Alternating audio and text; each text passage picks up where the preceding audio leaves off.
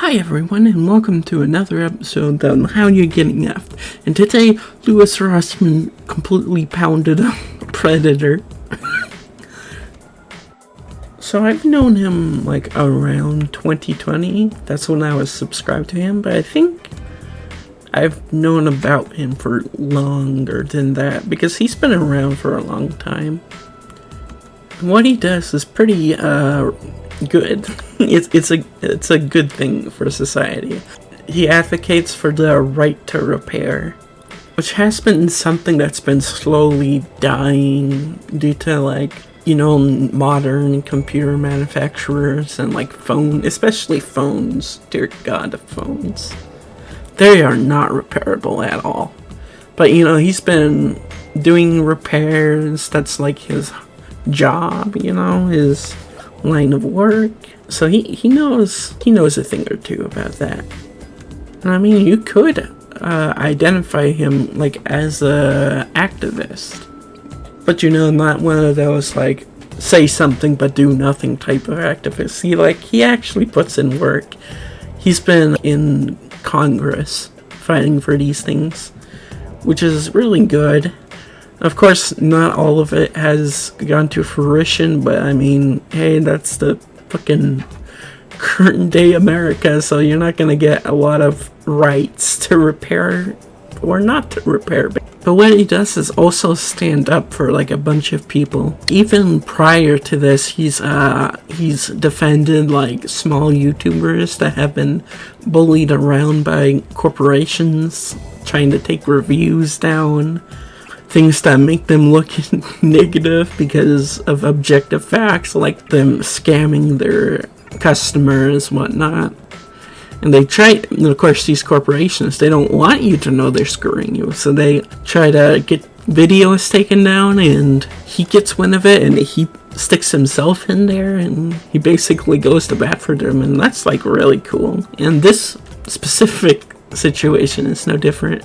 So what went down revolves around the PlayStation 5 repairing scene, where they, your PlayStation breaks and you can't take it to Sony because they'll fucking break an arm and a leg to get that shit fixed. So you go to repairers. They have a certain way of doing it, which is quite cool, actually. And it's the use of homebrew applications. And when you hear about homebrew, you think about piracy, and yeah, that is part of it. But homebrew can do way more than just give you free games.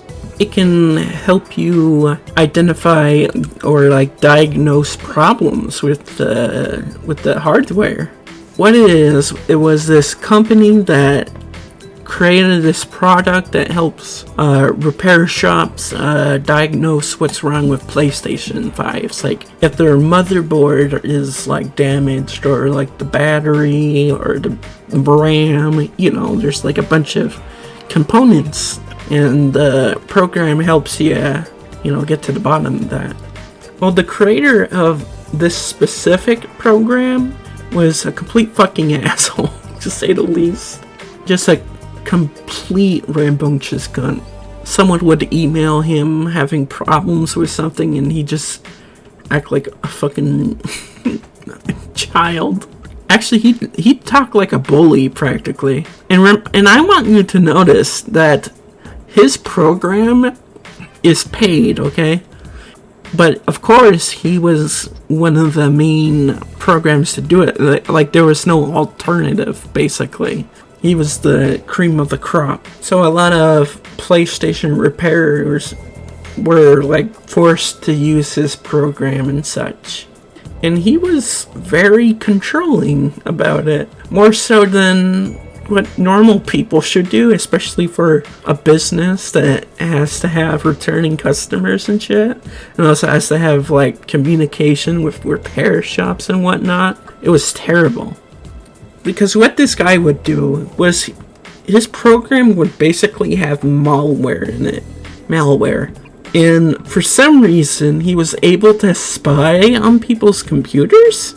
And he would find out if they're working with an alternative program. Because there was a few, maybe one alternative competitor And of course, once he got wind of you doing that on your computer, you know, basically just spying on you, he'd brick your console and like ban you from the program itself, which is probably the worst business decision I have ever heard of. Is just banning people for using a different okay, you know, that's gonna catch wind. And of course it did catch wind, and of course this little pussy went on and started copyright striking people because he didn't want it to get out that he was fucking people over.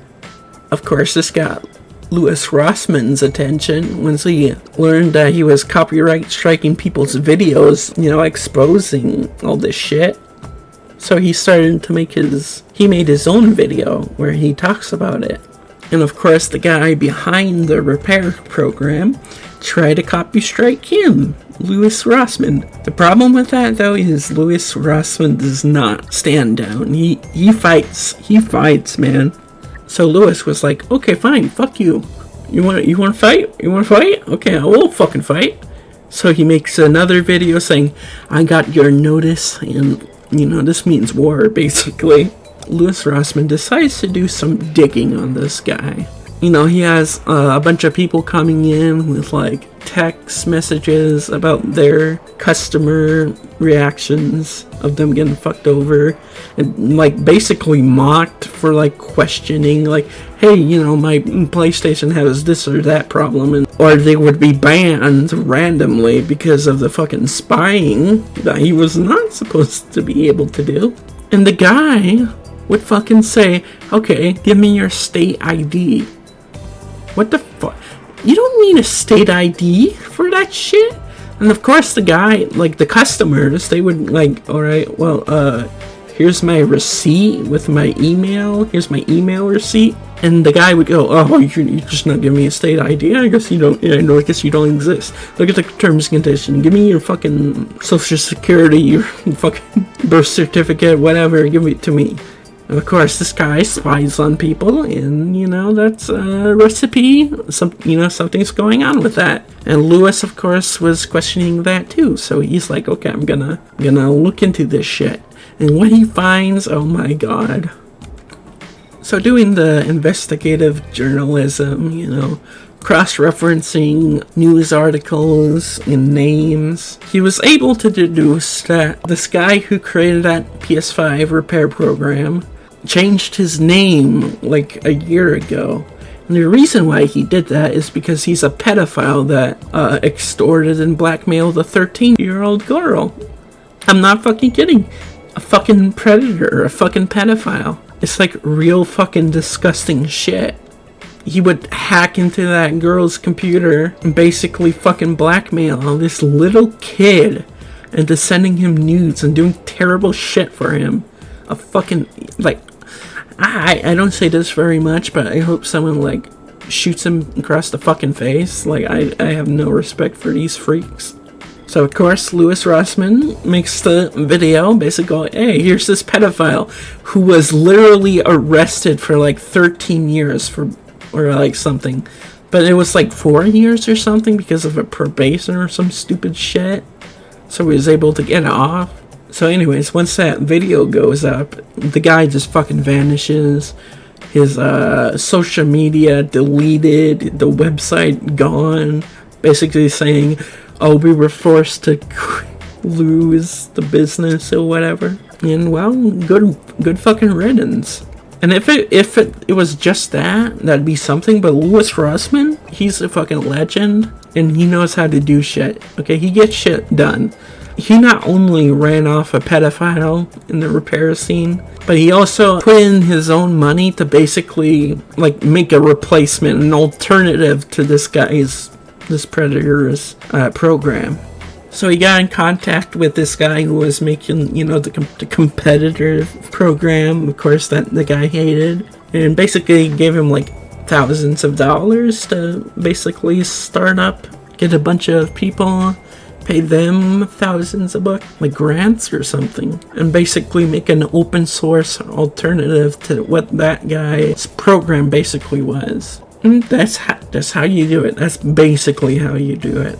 it's just awesome to see. Not just the pedophile gets fucking beat out from a community, but also helping the community as well. And I just think that's cool. And it was a good story. I loved it. It was good to hear. You know, Louis Rossmann, he's always been like just top tier with right to repair, shitty business practices like Amazon, calling them out. I was gonna buy automatic cat litter robot thingy, and there was a bunch of cheap ones on Amazon, but it was his video that went over like how these Chinese knockoffs automatic litter robot thingies, how they weren't tested at all and would literally murder cats, basically choking them when they were inside, and it's fucking awful. And the fact Amazon let these fuckers make products like that, it just says a lot about modern society, and I fucking hate. And I can go on a rant all about that, but safe to say I like saved up like $600 to basically get the premium automatic cat litter from like certified brands. His channel is really good at discussing like malpractice and better ways of doing things and whatnot, and yeah, he's just overall a cool guy. I like his videos, I like the way he did here, and I just wanted to talk about it, and that's basically it, So thank you for letting me yap. I'll put like links to the specific videos that you should watch, professionals who know more and can tell you the itty bitty details. And I'm just kind of a reject talking about this, but yeah, that's basically it. Bye bye.